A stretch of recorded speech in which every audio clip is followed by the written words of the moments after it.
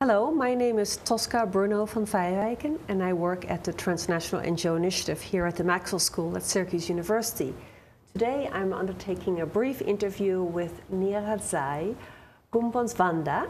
She is the General Secretary of the World Young Women's Christian Association, or World YWCA, and she is currently with us at the Transnational NGO initiative as a visiting fellow. Thank you, Nyaradzayi, for allowing us to do a short interview with you. This will be a helpful tool for our students and faculty. It is used in some certain classrooms too.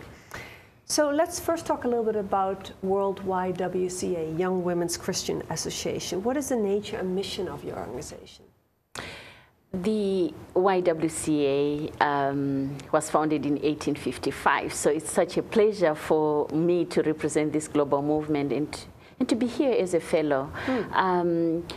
For 2012, it's so special for us because we have always been an organization that is for generations focused on leadership development, especially the leadership development of women and girls towards collective action. And for part of that mission is to continue to advocate for a world of peace, a world of justice, freedom, dignity, and health, as well as care for the environment. But at the core of this mission is leadership development, to enable women and girls to be able to take decisions within their families, their communities, in their countries, and to be part of the change agents. I see. How did you personally first become interested in transnational activism? We'll do another interview where we're asking you about your career path, but how did it start? I think it all started at the university when I was actively involved in social justice work in my country, in Zimbabwe. And it was very clear at that moment that we needed to address the issues of land rights, the issues of women's rights. And I was quite involved with the Zimbabwe Women Lawyers Association as a law student. And after university, it became very evident that whilst we find local solutions to national or local contextual information, we need global solidarity, and that what is local is global. And what is global is very local, because the policies that exist at the global level impacts households, communities, families, women in their communities. And so at that moment, I had a clear awareness that for me to work on human rights and to work on social justice issues, it's very important to have a global engagement in addition to a local impactful I see. action. So that awareness already started to exist with you at the time when in university and beyond, in the early stages of your career. Now, turning to the World YWCA, what are up to, let's say, 3 core challenges your organization is facing at this moment, and how is your organization dealing with those? The first is that for an organization that has existed for over 150 years, it's important to continue to protect the mission and the vision of the organization, but at the same time to make it very contextual. To say, whilst we have a mission which was crafted in 1855, we need that mission to continue to remain relevant to the issues of the day and the issues of the moment. So that is one continuous challenge that any organization would have, but more so for my organization. Secondly, is the whole issue of intergenerational leadership, that it's important for us as an organization that in our name it's about young women, and at the same time it's an organization of volunteers, a volunteer-led organization where we see more and more the continued investment by women in their lifetime and less involvement of young women in the governance of the organization. And so it becomes very important for us to invest in intergenerational leadership as a very conscious approach of the organization for its renewal, but also to remain relevant and close to its mission. The third issue, which is an issue I think confronting any of the organization at the moment, is how do we resource our institutions as global movements, as community groups, as transnational NGOs in a context of a financial crisis. We need new paradigms of thinking about resourcing our institutions, whether it's leadership resourcing, financial resourcing, knowledge resourcing, And so it becomes an imperative of the moment in terms of the approach that we take as transnational NGOs. And when it comes to effectiveness, how does World YWCA define effectiveness? What does it mean to be effective for you as an organization? When do you know you are? We define effectiveness at 3 levels. The first level that we look at is very practical. Because we're an organization which is grounded in communities and also which is about individual women and especially young women taking leadership. So one aspect of our effectiveness is to track the leadership path of individual young women who may have been in our mentorship program, in our young women's leadership program, or just in some of our activities and say, 10 years down the line, where are they? What are they doing? And so it has been very interesting to look at some of the women leaders that we have today, like former Vice President of South Africa, Phumzile, who started their formative years as a youth leader within the YWCA, and where that was the space within which she gained confidence. She was able to grow her leadership skills, and she makes reference to it. So that is one aspect of effectiveness, which is looking at how does the organization impact in individual lives of women with respect to their leadership approaches and in their own lives. The second is our services within communities, and to what extent are we having impact which is a macro level grassroots impact and not just a local level in a single country. So for instance, our work over the years on violence against women and providing shelter and safe spaces for counseling, the work over the years around child care has been one aspect of how do we take a model of a program and apply it in multiple communities across the diversities and be able to hear feedback on it. The last, which has been very interesting, has been the consistent work of the YWCA movement in influencing the global agenda for women. We were there in 1945-46 when the United Nations was founded, when the negotiations around the Human Rights Charter were happening, and the YWCA women leaders clustered around Eleanor Roosevelt when they were working on the Human Rights Charter. And we're just negotiating one word, that we need to ensure that the Human Rights Charter includes non-discrimination on the ground of sex as one of the critical dimensions. And that has happened systematically with YWCA women leaders chairing the first women's conference in Mexico with Mildred Persinger then, who is now in her 90s, still kicking and going, having Demonita Barrow from Barbados chairing the Nairobi Women's Conference in 1985. And we have been involved quite actively in the recent years on the formation and establishment of UN Women. So for us, the effectiveness of the organization, it's both in terms of standard setting at the global level, in terms of the norms on women's human rights. It's about making a difference in our communities on services and programs that empower communities, but it's also about individual women. And that's a very nice scaling of effectiveness in terms of the individual impact, the scaling up of service-related impacts, and then the global standard-setting impact. Yeah.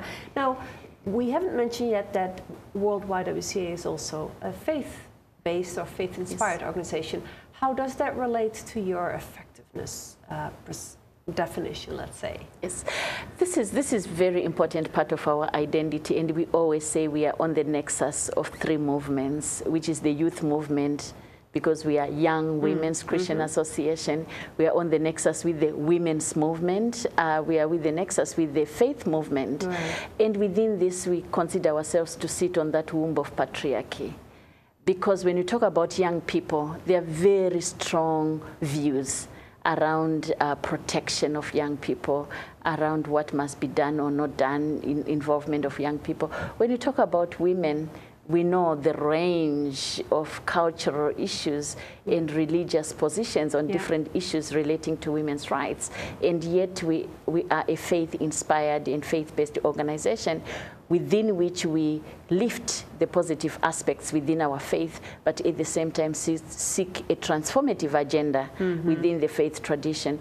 what has been very interesting has been the importance of acknowledging that people are informed by their cultures and their faith. That is an aspect which resides within communities, which you cannot just take away. Right. It's part of the identity of a people. So we cannot deny the existence of culture and faith. But what we can do is to be able to say we can engage on affirming women's human rights. We can engage in affirming the notion of human dignity within the context of faith and culture. And in doing so, also seek to interrogate some of the aspects within our faith that do not fully advance the status of women. So for instance, we always ask the question that women in the scriptures, in the Christian tradition, have not been given the same full elaboration and breadth of identity compared to men. I mean, we always talk about the 12 apostles, but we also know that women were there, but they may not have been mentioned within the 12 apostles. So for us, it remains very important that we affirm that women can own their faith and they can articulate and claim leadership within their faith tradition, but also be part of the transformative agenda within faith, and create the safe space. I think the YWCA is an organization that can create a safe space for crucial conversations to discuss those issues which at times are very difficult to discuss, relating to sexuality, relating to violence against women, relating to polygamy, female genital cutting, all these issues which at times are very difficult to discuss within the context of culture and religion or culture and faith, and we find ourselves within that space where we are able to have those conversations either with young people, with women, or with other faith institutions. Now, what kind of leadership skills, both formal and informal, do you feel are crucial for you to be a good leader in YWCA? What does it mean to be a good leader in your organization? I think there are a couple of things that are very clear and dear to me as a leader within the organization. First is that as a leader, you need to understand the mission of the organization and to be able to take the role of sharing leadership with the multiple parts of the organization, whether this is the membership, staff, board, friends of the organization, to advance the mission of the organization. So for me, a leader has to be able to resource across the constituencies for advancing the mission of the organization.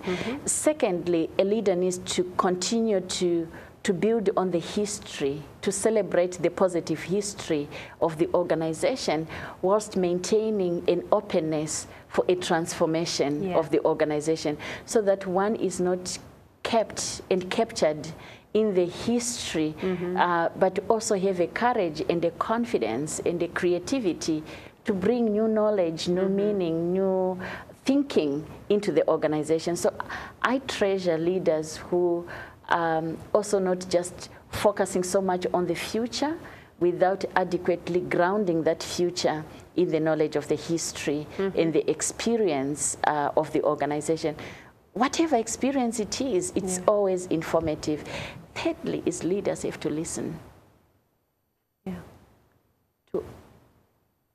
To listen deeply, to listen to the said and the unsaid, to listen with understanding that expressions are culturally defined, that there are certain issues which might be easy to advocate in one way in the context of Asia or Latin America, but which might be applied differently in the context of Europe or Africa or the Caribbean. So listening with sensitivity, listening with empathy, and listening in an understanding that you don't always, what you know is not always the best, but is good. So I think that aspect of listening for me is very, very important as a leader, and because I also feel that when you listen deeply, you grow the connection with the resources that exist within the organization, the deep knowledge that exists within the organization. The last bit, which I feel is important as a leader, is about influence. I always say that I cherish as a leader not necessarily the focus on the position, but the focus on the influence. To what extent does the office that any person holds at whatever level of the organization, to what extent is that influencing change? To what extent is it influencing a deepening of an existing best practice? To what extent is it influencing an excitement for others to be part of the organization? So I have a deep respect and a deep commitment to the notion of leading with influence other than leading with authority, because authority can be taken away at any moment. It's derived from more formal power than power within. And I think the power within is more long-lasting than positional. Right, very interesting. Now I'll finish up with one or two questions about your stay here at the Moynihan Institute at the Transnational NGO Initiative. You came here as a visiting fellow to research a certain challenge in your organization. Can you just mention what that is and briefly explain what your research here is all about? I just cherished having the moment to spend 2 weeks here, really, and to have these 2 weeks to focus on intergenerational leadership. I'm very passionate about intergenerational leadership, but I felt I needed the space to reflect around the issue, to research around the issue, but also to define what is some of the conceptual frameworks that exist out there, what are some of the theories, what is some of the thinking that exists in other organizations, and how do we link intergenerational leadership as a substantive part of shared leadership, because intergenerational leadership is about sharing space, knowledge, opportunities across generations in order to advance the mission or the policy of the organization. And for me, that is a very important part, and it is also grounded in an understanding that if change has to happen, if we have to have a transformative agenda, it must be grounded in institutions for which that change is not owned by an individual.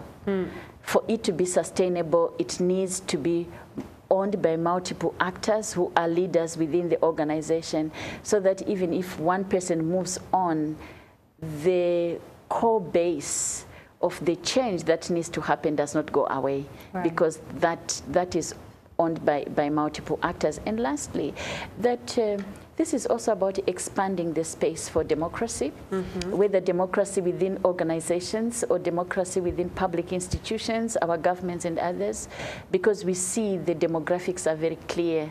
Last year we had the announcement of the 7 billion people in the world, and of the 7 billion, the majority are young people. And are women. And so taking an intergenerational perspective for me is also about harnessing the human potential that exists in the world today, and saying to what extent can we invest in the experience, in the knowledge that exists among young people, whilst affirming the importance of sharing knowledge, experience with adults in terms of their experience, and also questioning a little bit the notion of retirement. Because when you talk about intergenerational, you have two extremes. You have older citizens who at times are expected to retire and disappear, even if they still are there with their knowledge, years of experience. How do we continue to have them as within the space of knowledge, of support, of thinking, of guiding, but at the same time create the space and the opportunity for young people to also come in and be part of the contribution? How do we expand the space without pushing and pulling each other out of the space, but for the collective good of our organizations and for humanity? And how do you think, you've already kind of answered the questions, maybe there is or maybe there isn't anything you want to add to that, but this kind of space that we're trying to help you create by being here, how is that how will that be helpful when you go back to your organization? I think there are three ways in which this would be very, very helpful. First is that as a leader, I would have much deeper clarity. So even at the personal leadership level of me sharing with my staff and with my board, I would be able to bring new knowledge and thinking to that space in order to inform the approach of the organization.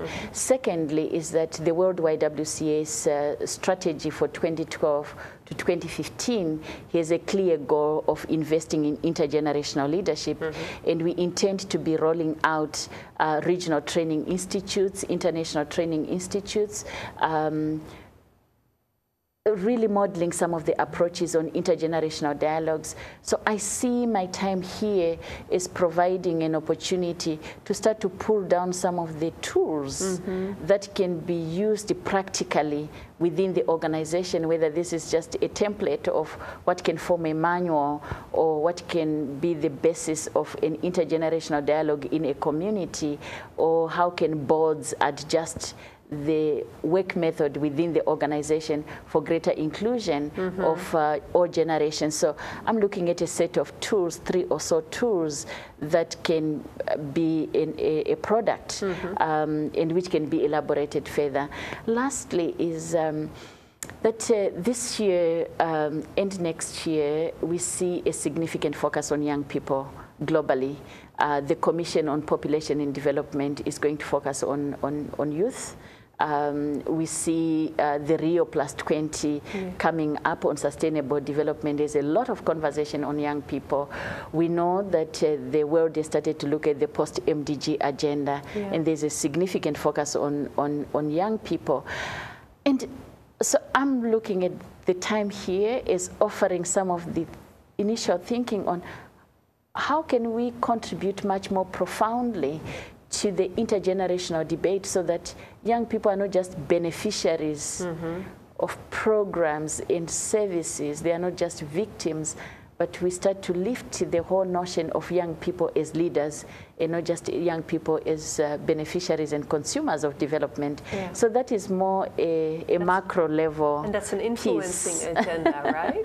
That's an influencing agenda, and I'm looking forward to continue to work with you and other colleagues in terms of exploring that possibility moving forward. Well, thank you so much. I've enjoyed this interview. Thank you. Thank you so much.